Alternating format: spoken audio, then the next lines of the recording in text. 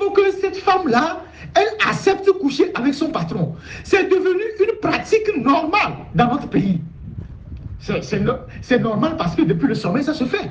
Donc, comme ça se fait depuis le sommet, donc tout le monde le fait à son niveau. Tout le monde le fait à son niveau. Je parlais de l'hypocrisie des Togolais tout à l'heure. Tout le monde sait que ça se passe dans l'administration, que ce soit l'administration publique ou l'administration privée. Vous avez des jeunes filles qui sont des étudiantes, des jeunes filles qui ont fait l'université ou bien qui ont fait des diplômes dans les universités privées et qui vont dans des banques, dans des services pour faire le stage.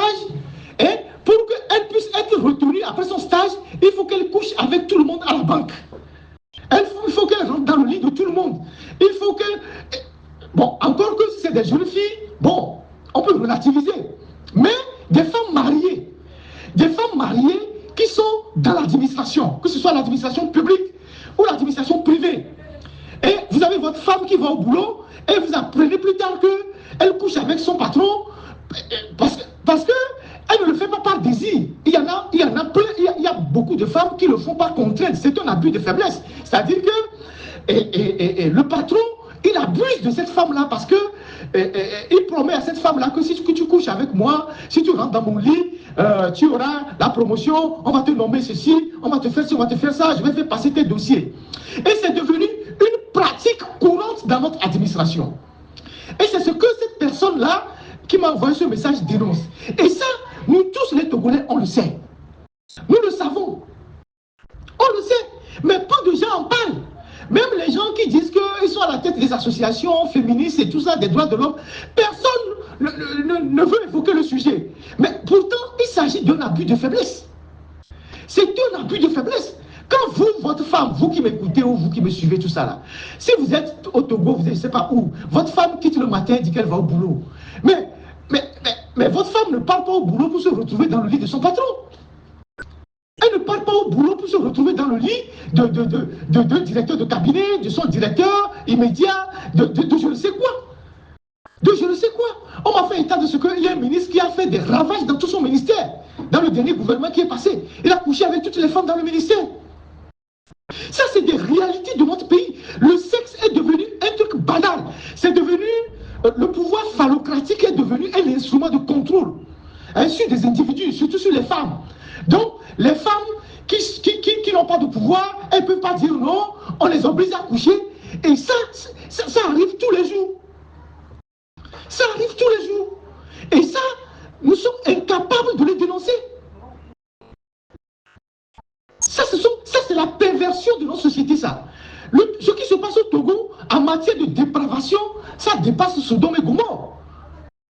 Ça dépasse Sodome et Gomorrhe. Mais ce sont les mêmes individus que vous allez retrouver à la mosquée le vendredi, ou bien à l'église, en train de danser, de louer Dieu, de dire oui, Dieu est béni et tout, Dieu me bénit et tout ça. Ces gens-là, il n'y a même plus de limite. Il n'y a plus de limite à rien.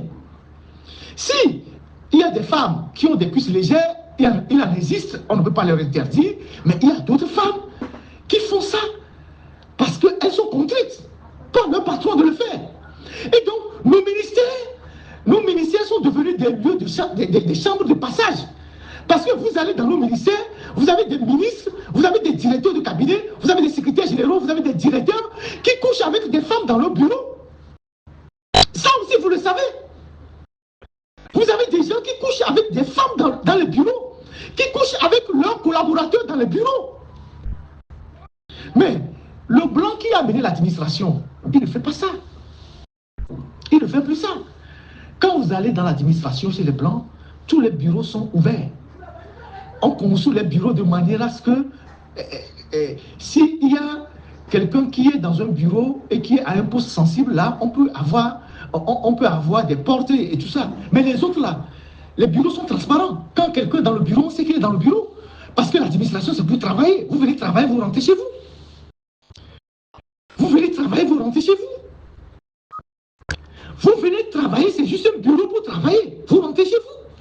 Mais il y a des gens qui ont transformé leur bureau, je ne sais pas, à des lits où ils couchent avec des femmes. Ils couchent avec leurs collaborateurs. Entre deux pauses, ou le soir, avant que tout le monde le rentre, vous avez un directeur qui prend une de ses collaboratrices dans le bureau, il passe à l'acte, et cette dame-là, elle revient le soir, elle retrouve son mari à la maison. Nous le savons. Nous savons tout ce que ça se passe dans l'administration togolaise. Et ça se passe régulièrement. Qu'est-ce que nous disons? S'il faut moderniser l'administration togolaise demain, il faut faire en sorte que tous les bureaux soient transparents. Comme ça se fait dans les banques. Vous allez dans certaines banques, vous voyez le gars, il est dans le bureau, il travaille. Tout le monde le voit. Mais il y a Côte d'Ivoire où les bureaux sont devenus des chambres à coucher pour certaines personnes.